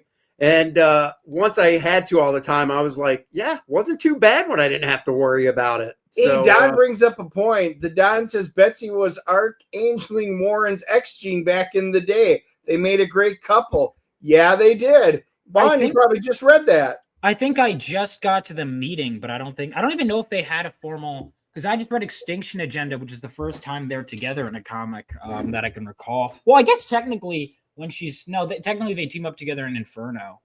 so this is the haircut I think Dennis would rock. It's called what do they call it? It's got a name? Yeah, it's called the circle beard. It's called the half Andy. Nope, it's called the circle beard. Check this out. The dude shaves his whole head except for the front part, as you can see, and then the beard goes around your chin to the front of your. It is, dude. What are you serious? I saw this scrolling through Facebook the other day, and I actually sent it in our professionals private chat and said, "Hey, Art and Billy, now you guys can catch up to Graham, Aaron, and myself and Dan." Nice, incredible. But I'm willing to bet after this actor got paid to do this, he was like, "Awesome! Now shave the rest of that shit off my head, so I just have a beard." Because there's no way somebody's walking around like this. There's just no way. This is worse. Is this not worse than a man bun? This is fucking I terrible. want to see the complete one. It is. The side profile is just brutal. Yes. Yeah, this is worse than Harry Osborn. Dude, Harry Osborn in the new show, I was like, who is who? What? I know. I was it's like crazy. I can't wait to see what this looks like when I want the back shot and the front shot to see, because look, they're even doing why? Oh my god, he's waxing the middle. Oh wait, it gets worse. They're waxing up his nose. You can tell. You can tell when the dude yanks it out of his nose. He almost tears up too. Oh, he's like, oh yeah, that hurt. Now he's getting a little face cream because that is a lot of manscaping just to shave your back of your head. I know, dude. These guys have too much time on their hands. I'm telling you, this actor, as soon as they said cut, there you go. Look at that. Oh yeah. Oh man. Yeah, Dennis, this is you for next No Shave November. It is like Two-Face. It is like Two-Face. I'm telling you, you're looking at, or maybe they should do each of the sides, and then it can be the. It kind of looks like Cameron Hodge. What were they? Quinticons from the Transformers, where they had the different facing faces. Oh my God, this is hideous. It's Vaughn, kind of like a RoboCop, man. When he's got like the head that's like that. Yeah. Yes. That's what he kind of looks like. Did you ever see the movie Tropic Thunder? Oh God, I love Tropic Thunder. Great movie. Tropic Thunder is great. All you want to do if you ever saw somebody like this in person is go, "Oh my God, you went full retard." You never go full retard. Yeah, and this dude went full. Look, now they're showing before and after like he's proud of it. Wow. Yeah. Okay. Randy Howell says 2 more backers and Vaughn will get that cut. There you go. No, thank you. Yeah. So that yeah, would I have just to had be to like an insane tier for me to do that. Like, don't get me wrong, I want to get funded. I'm thinking the same thing. Reverse RoboCop. It was like reverse RoboCop. It really is. That's leave it to Joe.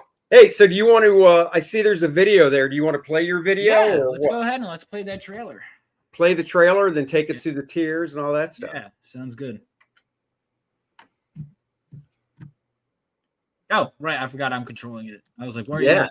I just want it to be like the Crusader. I love that. By the way, you need to do a spin-off with these guys. Oh, the Crusader. Well, that was as I was planning out my world, and I was like, oh, well, here's the heroes that it would be set after World War III. Here are the heroes that fought during it. I was planning out the history of the world. I was like, this is a story. So I'm known from the beginning. They are cool. I've known from the beginning that I've wanted to do this, the Crusader Corps, and already within day one of it arriving, people are like, where's the Crusader Corps? And I was like, I'll tell you, let me see how well those Phenomenovas numbers do, and I will happily crowdfund Crusader Corps. I think they look cool, but obviously the main character there is just awesome. Oh yeah. And by that he means the girl with the hat. Yeah, her. Yeah. Well, I it's mean, just because she has a short skirt, so I can put the mirror on the top of my shoes like I did in high school. and like the funny thing too, well, so this is only some of the characters that fought during World War III. Because this is obviously the most expensive spread because you had to pay for each character design. Some of them only show up, but it's like there were more characters that fought during World War III than this. It being a world war, and also an indicator that someone is here does not mean that they A, survived the war, or B, right now, if you read, I won't say it. Obviously, you'll find out about one for now, but the status of two of them by the end of Phenomenova Issue 1. Yeah. The rest, I don't know. They'll show up when they're relevant to Phenomenova, but if you want to guarantee that you see them, Crusader Corps is where to go. I'm not going to withhold stuff that I hate when they withhold stuff that's essential to the present to make, because we're doing a spinoff. That I'm not doing.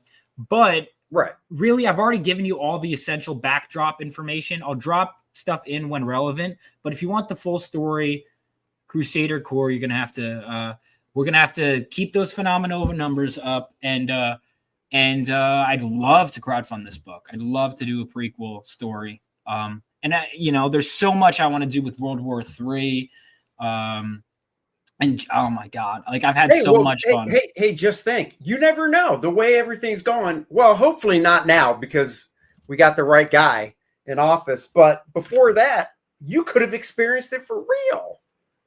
That was I was at first. It's actually funny because there were plot lines that I was coming up with, and then I started seeing headlines. This is not funny.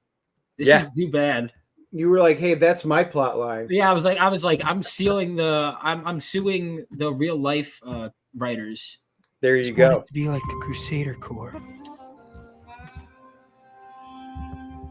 like my father. I thought with my new powers I could be, but I failed. I let everyone down. I got people hurt. I just wanted to make the world a better place. And instead I made things worse. But now I have the chance to make things right with the help of one of the Crusader Corps. The Phoenix section. And I will. I have to. Whatever it takes.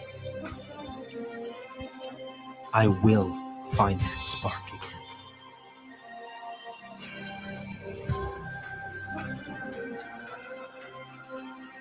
Oh, nice Mike Barron quote. It is. Oh, yeah. When he told me he liked the book, I was like, can I get a quote?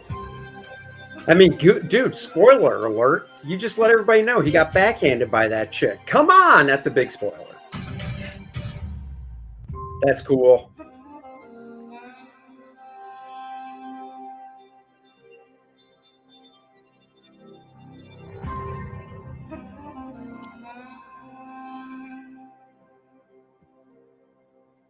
Nice. And it's here. Yeah. So, thank you, by the way, to new people that have backed. But so Phenomenova Issue 2 is 24 pages, whereas the first one was 65 of story. It's again, it's a training issue, but it's kind of like really digging down into my character and who he is. And he's kind of changing direction.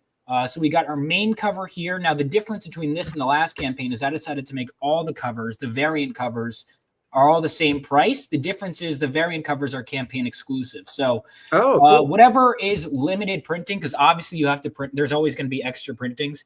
I'll never burn them. So what I'm going to do is I'm going to make them probably $20 at conventions, whatever limited copies are left over of the variants. Kind of like what I'm hiking up the price on all the issue 1 variants that I have left over. Same thing with this. And you won't be able to get them on my website. So the best way to get the variants is right now. So we have the main cover, which is same art team as the first issue. Like I said, I had to switch colors for the interiors, but the colorist for the first issue did do this cover. Then, of course, we have the Mel Ruby cover. So the first comic I ever worked on, I was an editor for Hunter Ninja Bear. And the artist was Mel Ruby. And I was like, this guy is insane. And, Mel and I kept up. And then I was like, he was doing covers. And he turns out he could pencil, ink, and color them. And I was like, well, there's a ninja chick in that. I was like, if I could went full circle and had him draw mine, I mean, that would be amazing. And I was like, I asked him if he would do a cover for me, and he was like, yeah. So it was really cool coming full circle.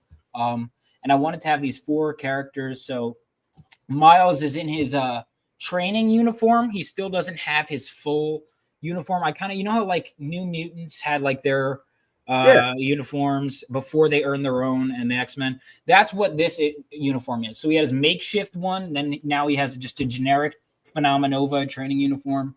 And eventually he'll earn his own Galvanite costume. So we have Estrella, who is deaf and blind. She is basically like she's going to be the first member of Phenomenova, the younger team that we meet. But she's what's cool about her being deaf and blind is that is exactly how Dennis's girlfriend in high school was. Oh, that's good. So she has psychometry, which is a power I don't think we see enough. And even then, so Longshot would have it occasionally, and I'm like, that's a really useful power. And then he'll like never use it. But like, so psychometry, basically she can absorb information through touching things and through contact. So the way she sees and hears is through absorbing the world around her and the memories around her. And she can absorb memories from people. She could understand body language. She can absorb, like if she holds a weapon, for example, she can absorb the ways it's been used. She can really absorb knowledge, and that's what makes her a detective. So in this issue, she's kind of showing up as a detective to help figure some stuff out. And then we'll see her more when she's back with the rest of the team. And then we've got the tech support character, which is Hotline.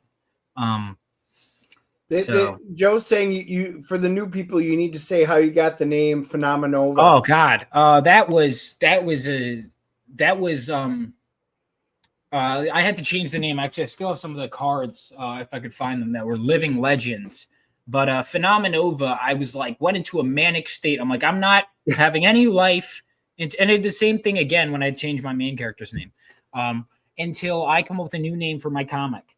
And one of the names I ended up going, Crusader Corps, that could work for the World War III team. But I was doing it.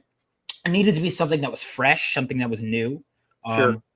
And then I was kind of like, well, what are superheroes? And I was looking at them, and I was like, well, they're the next generation. They're young. They're a phenomenon in the sense that they could be well known, like a celebrity kind of, but they're also like literally a phenomenon. Like it's a phenomenon, what's happening in every sense of the word, right? Put that somewhere. And I was like, well, Nova, like what? They're kind of stars. Well, like Nova's, that's a young, bright star that shine. It's energy. And I ended up. I was just looking at my words, and I was Phenomenova. I was like, I like that. And then I was like, I like that. And I thought on it. I had a list. And then at the end of the night, I'm like, Phenomenova, I'm sticking with it. And then I'm laying in bed content for a minute. And then I go, actually, it sucks. And I'm like, all right, I'm going to sleep. And I went back and forth for a few days. And then finally enough people told me they liked it. And I was like, all right, screw it. I'm paying for the logo. We're changing it before I change my mind again. And I'm glad. I now, it's weird. I now can't really picture it as Living Legends anymore, even though it was that for so many years. Nice. Well, I mean, if you did Living Legends, I hate to tell you, but that's Dennis and I trademark, and I'd have to sue you. I mean, we would have to sue you because we are Living Legends. Right. Yeah. And he said, hey, Dennis, at least you had a girlfriend in high school. That is true. I did. We did go to prom. Although Andy's mom did say when he took her to prom, she enjoyed that night. So just saying, hey, at least Andy did get to go. Dennis, your girlfriend was blind and deaf. You took her to your basement, and she loved it. Thought it was the greatest experience ever. But seriously, though, ball did nothing. Seriously, though, if you get a hot chick that's blind, deaf, and can't speak, you are set for life. I mean, that is the perfect woman. Well, she can speak, so they're I guess. Well, no, I know that. That's what I'm saying. You didn't nail the trifecta with her. Maybe she has an accident and it takes out her vocal cords. You know what I'll do? I'll keep all the art of her talking, except there'll be no lines, so you'll just be reading the comic like. There you go. What? And I'll have the characters still. I'll keep out all the responses, so it's just a really awkward. Even exchange. Better. No. Yeah. Okay, so who did this cover with her on it? Mariano Chapo, and the colors are by Nick Capone. So he actually they just did a Vampirella Holiday special. He just did the interiors for that. He's a cutie. That's the cover I backed. I love that cover. It's it's very much like the scales of justice of tier for those of you Forgotten Realms fans out there. That's exactly what it reminded me of. So that was a no-brainer for me. Or lawyers, scales No. of justice. Yep, wrong. Yeah, I when I was doing it, I was like, I was gonna hire him to draw a cover with because I was like, we have all the chick covers. We've already seen the blonde kid a lot. Let's do one with just them. And he drew a cover that was just them, like a thumbnail. But then he also was like, just for fun, I drew this, and drew the scale. Initially, it was both chick characters. I was like, holy, you know what? Screw my original idea, what I hired you for, because this guy had done Vampirella. But I was like, screw that, man. Do this, and just instead put the one character, the hot tech support chick that I hired him to draw, didn't even end up being on the cover, which is fine because it was so cool that I was like, yeah, I mean, he's weighing them against it. He's in the lower one. She's better, works. And then, of course, we have Dawn is in the chat, the Dawn cover. So this one is going to be a Fun My Comic exclusive. We got the Dawn Draws cover right here. Admiral's asking if that was an homage cover. Not to my knowledge. Someone had said that it was like similar to a shadow cover on one of my streams, but I don't know. Yeah, I don't know. But and then the back cover is done by my buddy Bobby. He did the Bloodstrike homage on issue 1. Cool. And then he wanted to do another black and white, then turned grayscale cover for this one. And I think it works. So his symbol in the actual book is like this. There's no lightning bolt at the bottom. But Dawn drew this. And initially I was like, should I make him change it? And then I'm like, no, it looks cool. It is different, but I'll let him keep it. And then Bobby liked it, and he put it on the back cover. So we also, I was gonna, initially I had my favorite interior page posted here, but I decided to reserve it. So you guys are getting 3. Because I'm like, if I show too many, that's too much of the book. And then we have a fan art contest going on too. The winner will get their piece put in the back of the book. Nice. I will not be entering that, just so you know. Yeah, don't waste your time. Yes, there's no point. Stick figures will not make your cut. Dennis, he was making a joke. He said it. I was making a joke. It does remind me of And Justice for All by Metallica. That an homage cover of that could be really cool though one day. If I ever do that as a cover, if I have an Estrella storyline that I can make that fit, that could work. Yep, and it's not trademarked. Ding. Yeah, exactly. So then, of course, you can get issue 1, the main cover. If you want to get any of the variants that are left over, they will be higher priced. You'll have to catch me at a convention to do that. Cool. And finally, we have this. If you missed the chance to back day 1, you weren't able to get this Golden Gallant trading card. But the Funding Gold trading card, if it funds everyone, because I want there to be something exclusive. So even if you just back the main cover, there's something you get. Sure. Free with your order that not everyone else can get. So this trading card is free with your order if you back the book. And then my friend Jules, Juju, as a lot of people know her, will do a 10K stretch gold trading card if we get that. And that includes from all campaigns. Kind of stole that idea from you. Remember when Kor-Drath, you were like, we get 100K and that includes Kickstarter. Yeah. And I was like, very nice. Very nice. So, guys, go back that. The link is in the description and has been posted. Oh, Joe Bernardo. It's okay, Dennis. Andy thought Dallas Cowboys were a real team. They are for high school. I mean, I don't know. They ended the season with a better record than the Niners did. So, and I like to think about the present, not the past. And presently, they ended with a better record. So, Joe. Wow, did they really end with a better record than the 49ers? They did. Wow. 7-10, 6-11. Wow. Yeah. Wow. Those are some good losing records. They are. The Packers will be on the couch watching a big game in a few weeks. Yeah, but they're at least there now. They're still warming up, stretching up, although my boys are hurt. Yeah, they are. I'm crossing my fingers they can play. Yeah, put ice on them. Oh, you meant your players. Yeah, not those boys. Oh. Got it. Otherwise, they'd be a soprano today. That's right. So, guys, go check out and back Phenomenova by the Mr. Vaughn Coleman. Thank you. And the link is in the description below. I still need to decide on what cover I want. I know which one I'm leaning towards, so I'll make that decision tonight. All right. Thank you. Yeah, guys, Back it. YouTube and Rumble users, the description is in the link. If you guys are watching on X, which it looks like 2/3 of you are watching today on X, the descriptions will be in the comments for the links that are out there. Randy has posted them, and he's done a great job. So all those links, no matter how you're watching, you have the links to both Vaughn's campaign and Reilly's campaigns. That's right. And of course, there's Kor-Drath, Volume 2, The Awakening. So whoever took that shot at us saying, I know what I'm not reading. That was him. Oh, okay. Well, the update is there's 6 pages left of coloring. All the lettering is done and proofed, and it looks good to my eyes and Dennis's. So now it's off to another proofreader for a fresh set of eyes to read it and see if they pick up anything. And I just need to sit down and start putting the few things that I can put together for the printer together. And the game module is at the printer. So is the Doom mini print. So is the Adriana trading card. So that module. Yep, I said that. The module. So the stuff is getting worked on there. So the campaign will be coming down sometime in February.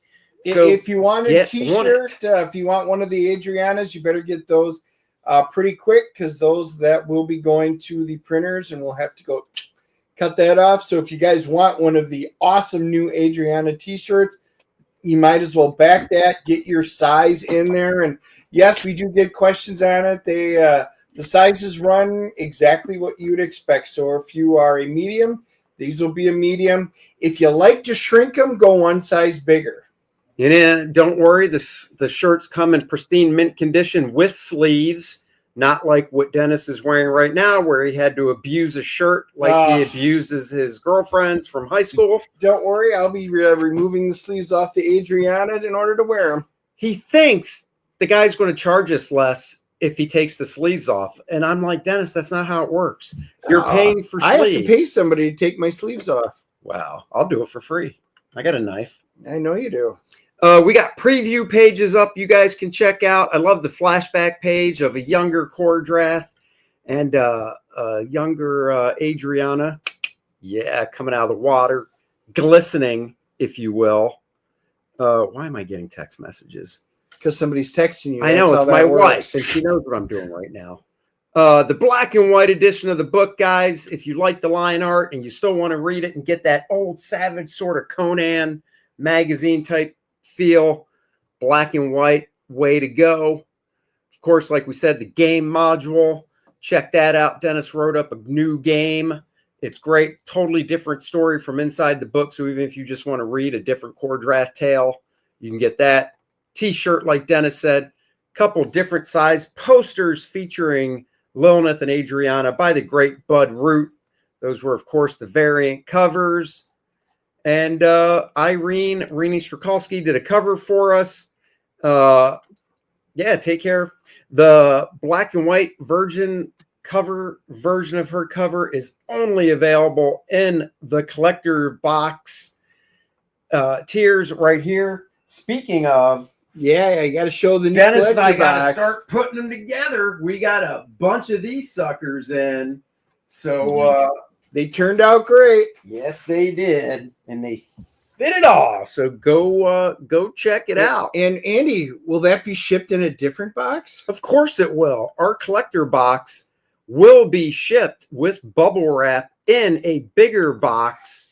You can put all your Kor-Drath stuff in it and slide it right on your bookshelf. Yes. Kor-Drath, The Awakening, the layouts is just a book of all my pencil layouts before I start inking. So you can get a little peek behind the curtain. And of course, the mini figures are going to be going into production hopefully next week.